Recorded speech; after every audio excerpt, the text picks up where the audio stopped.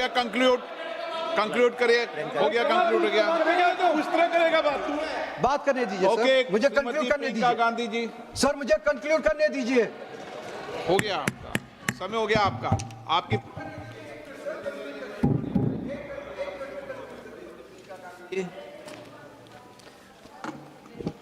आदरणीय अध्यक्ष महोदय जी, आज इस विषय पर आपने मुझे बोलने का मौका दिया, इसके लिए मैं आपकी बहुत बहुत आभारी हूँ।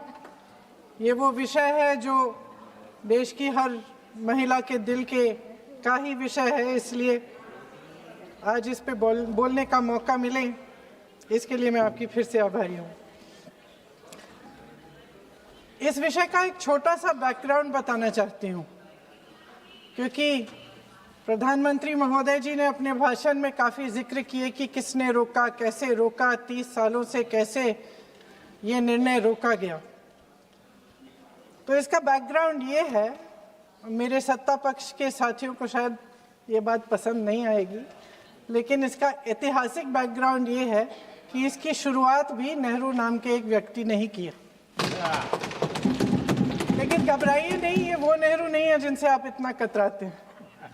ये उनके पिताजी मोतीलाल नेहरू जी ने एक रिपोर्ट तैयार की थी 1928 में, और उस प्रतिवेदन को उन्होंने कांग्रेस पार्टी की कार्य समिति को दिया था।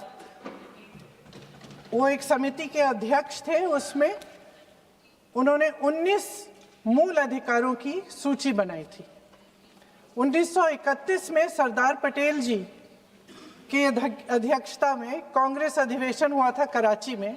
उस कराची अधिवेशन में इस प्रस्ताव को पारित किया गया, और वहीं से ये शुरुआत हुई कि महिलाओं का समान अधिकार हमारे देश की राजनीति में शामिल हुआ।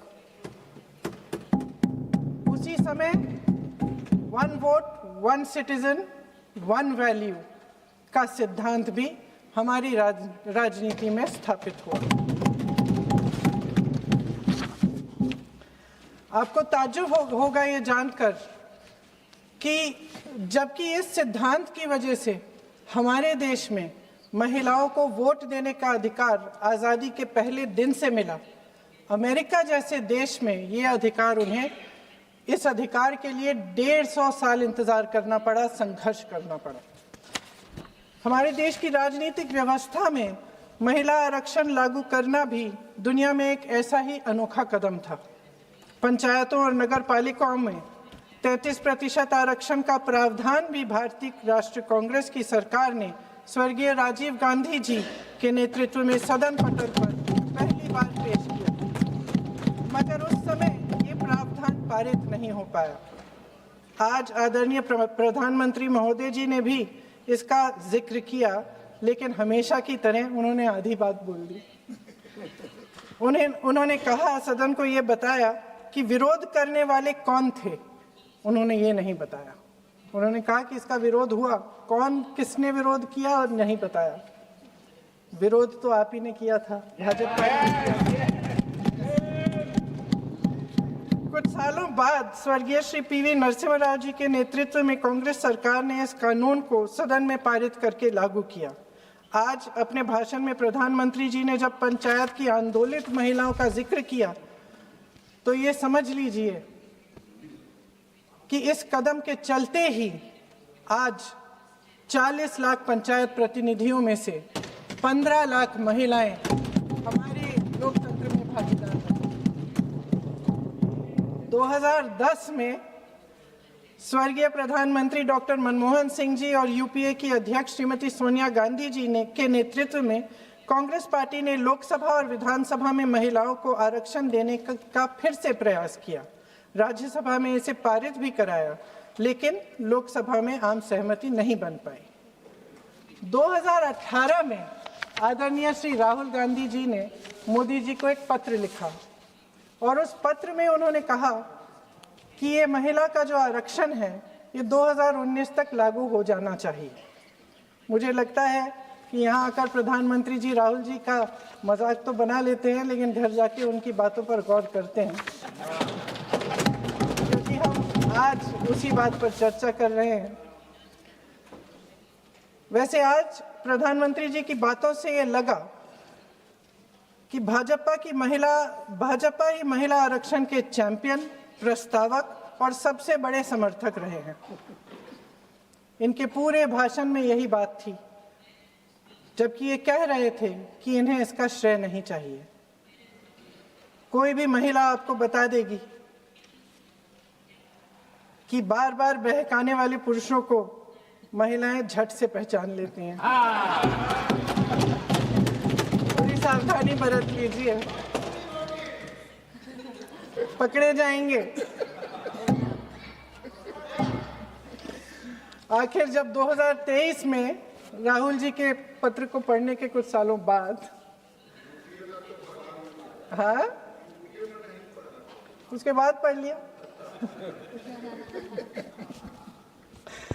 आखिर जब 2023 में आदरणीय प्रधानमंत्री नरेंद्र मोदी जी की सरकार ने यह अधिनियम सर्वसहमति से पारित किया, तब भारतीय राष्ट्रीय कांग्रेस ने अपनी विचारधारा के अनुकूल इसका पूरा समर्थन किया।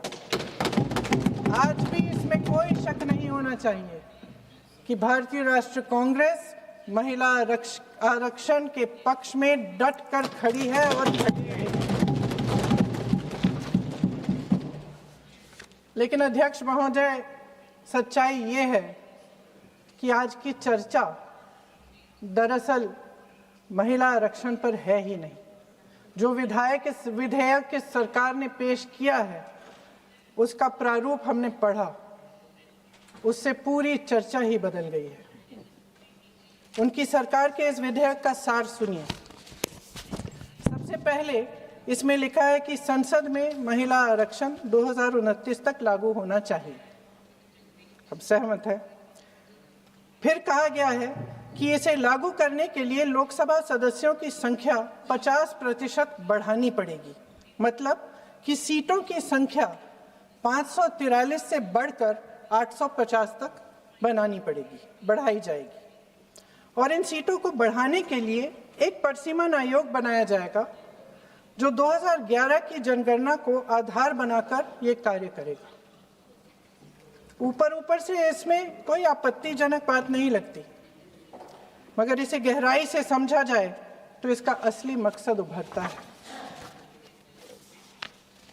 वह राजनीति की बू जिसका जिक्र प्रधानमंत्री महोदय ने किया, वह राजनीति की बू इसमें पूरी तरह से घुली हुई है। दरअसल इसी सरकार ने महिला आरक्षण का जो विधेयक सर्वसहमति से 2023 में पारित कराया था, उसमें 2 चीजें थी जो इस विधेयक में नहीं है। उसमें लिखा था कि इसे लागू करने से पहले नई जनगणना और परिसीमन कराई जाएगी। अब अचानक क्या हो गया? मन बदल गया। वही सरकार पुराने आंकड़ों के आधार पर क्यों आगे बढ़ना चाह रही है, और इतनी जल्दबाजी क्यों? अध्यक्ष महोदय, ये हमारे देश की सच्चाई है कि प्रतिनिधित्व का सवाल जनसंख्या के सवाल से जुड़ा हुआ है। जब तक जातीय जनगणना नहीं होती, सभी वर्गों को उचित प्रतिनिधित्व नहीं मिल सकता। यह अनिवार्य है। ये सरकार 2011 की जनगणना पर आगे बढ़ना इसलिए चाहती है क्योंकि इस जनगणना में ओबीसी वर्ग की संख्या ही नहीं है।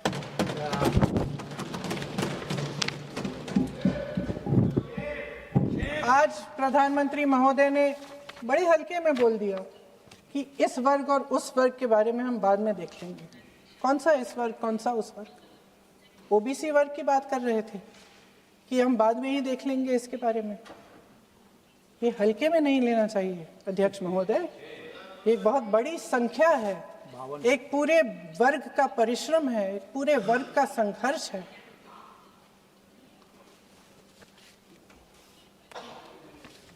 इसे टेक्निकल मुद्दा बता के उन्होंने अपना पल्ला झाड़ दिया। हम इनकी मांग कर रहे हैं, हम इनकी ज़रूरतों को आगे कर रहे हैं, हम कह रहे हैं कि इनको भी अपना हक मिलना चाहिए, और प्रधानमंत्री जी ने उसको एक टेक्निकल मुद्दा बता दिया।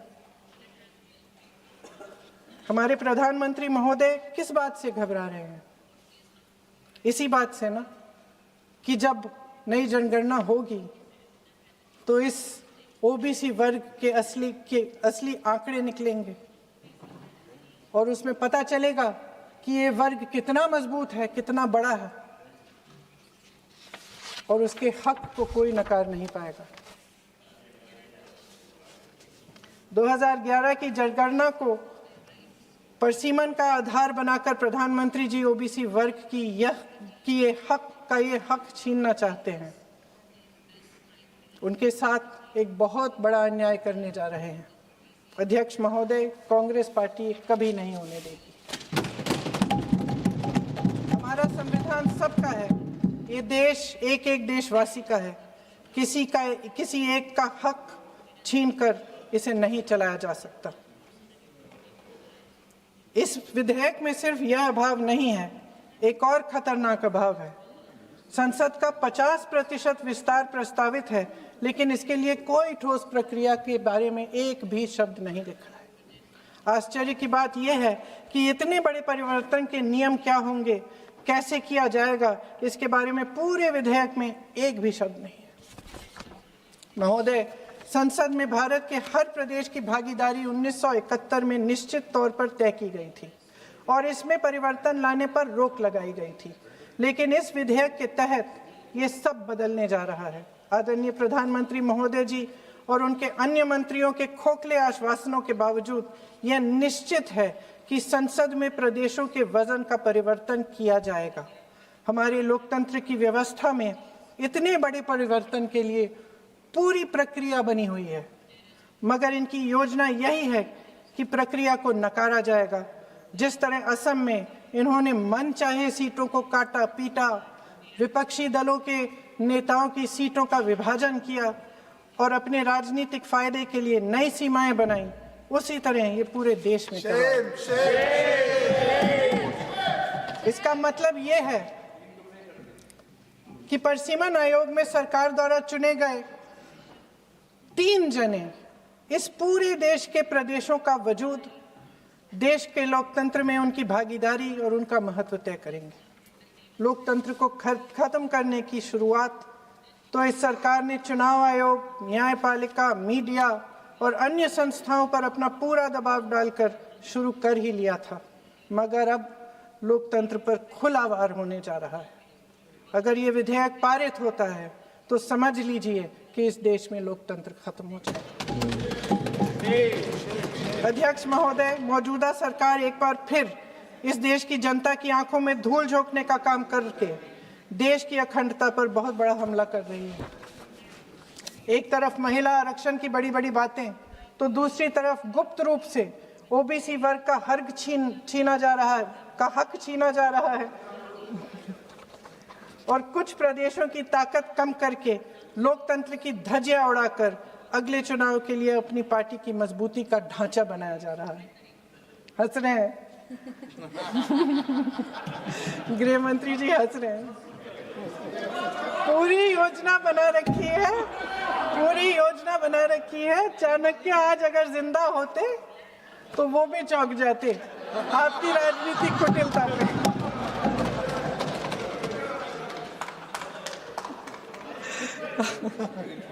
इन्होंने पूरी योजना बना रखी है, हंस रहे हैं, सहमत है मेरी बातों से। अचानक प्रदेशों में चुनाव के दौरान सदन की बैठक बुलाओ, कोई सर्वदलीय बैठक मत बुलाओ। विधेयक का प्रारूप सिर्फ एक दिन पहले सार्वजनिक कर लो ताकि विपक्ष को कोई मौका न मिले कि इस पे चर्चा कर ठीक ढंग से हो। मीडिया और पब्लिक में पहले से ही चर्चा शुरू कर लो कि मोदी जी एक बहुत बड़ा कदम उठाने वाले हैं महिलाओं के उत्थान के लिए। ये विपक्षी दल के जो नेता हैं कुछ समझते नहीं हैं, राष्ट्र के हित में कुछ करते नहीं हैं, विरोध करेंगे। बेचारे मोदी जी इतना बड़ा कदम उठाने वाले हैं, सबको इनका साथ देना चाहिए राजनीति से ऊपर उठकर, और ये कर करके विपक्ष को धर्म संकट में डाल दो। एक तरफ महिला आरक्षण और दूसरी तरफ आपको काट पीट करने की, पूरे ढांचे को बदलने की स्वतंत्रता, ओबीसी वर्ग को नकारने की स्वतंत्रता। अध्यक्ष महोदय, राजनीति में कुटिल होना अपनी जगह है, शायद हमें और थोड़ा होना भी चाहिए इस तरफ वालों को। लेकिन सत्ता बनाए रखने की महत्वाकांक्षाओं को परे करके देश के हित के लिए सही निर्णय लेना अलग बात है। शायद हम आदरणीय प्रधानमंत्री महोदय जी से आज ये उम्मीद नहीं रख सकते, क्योंकि वह समस्याओं से घिरे हुए हैं। उन पर अंतर्राष्ट्रीय दबाव बहुत है। महिला आरक्षण जैसे ऐतिहासिक कदम को उन्होंने सत्ता को बनाए रखने का एक कमजोर बहाना बना दिया है। जाति जनगणना को नकारते हुए एक ऐसी संसद बनाना चाहते हैं जिसमें सिर्फ अभिव्यक्ति और चर्चा का ही अभाव नहीं होगा, बल्कि पिछड़े वर्गों और प्रदेशों की समानता का भी अभाव होगा।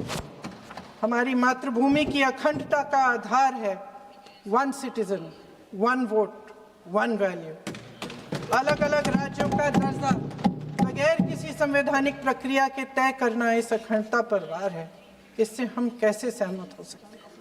अध्यक्ष महोदय, इन्हीं 543 लोकसभा क्षेत्रों में से महिलाओं को 33% आरक्षण क्यों नहीं दिया गया?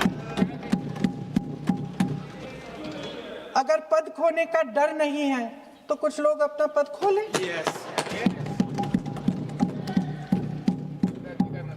इसी में से SC ST का जो दर्जा है, SC ST में महिलाओं का आरक्षण 33% हो जाए, 1/3 आरक्षण हो जाए, OBC का भी उचित आरक्षण हो जाए, आज पारित हो सकता है। शुभ काम भी हो जाएगा, बेवजह प्रक्रियाहीन परसीमन से देश का नुकसान भी नहीं होगा और काला टीका भी काम आ जाएगा।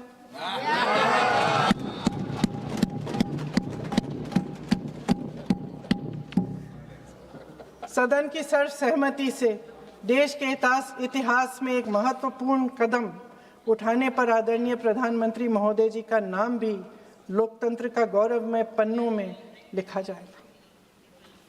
अध्यक्ष महोदय, आज मेरी बहुत सारी बहनें यहाँ बैठी हैं, सदन की चर्चा देख रही हैं। हम चाहे बड़े शहरों में रहती हों या छोटे कस्बों में, गांव में, चाहे पढ़ी लिखी हों, कभी भी सभागृह की गैलरी की चर्चा नहीं करते सदन में।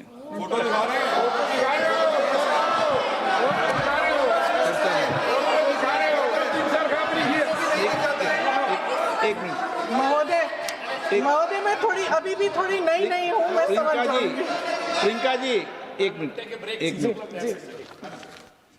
माननीय सभासदों, सभा की सहमति हो तो सभा की कार्रवाई आज रात को 11 बजे तक बढ़ा दी जाए।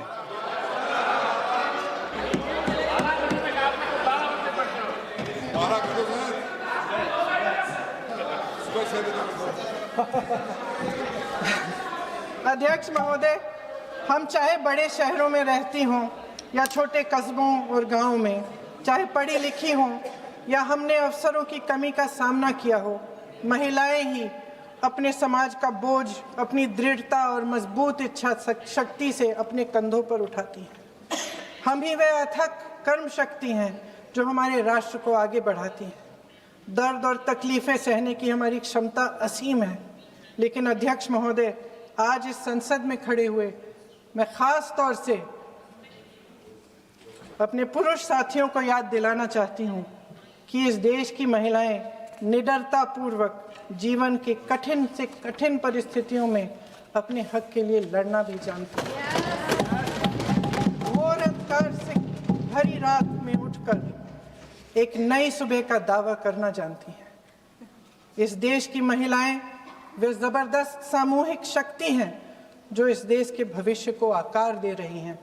इसलिए अध्यक्ष महोदय, आपके द्वारा मैं आदरणीय प्रधानमंत्री महोदय जी को ये कहना चाहती हूँ कि अगर वे इस ऐतिहासिक कदम को ईमानदारी से उठा रहे होते तो पूरा संसद इनके साथ एकजुट होकर इसे पारित करता।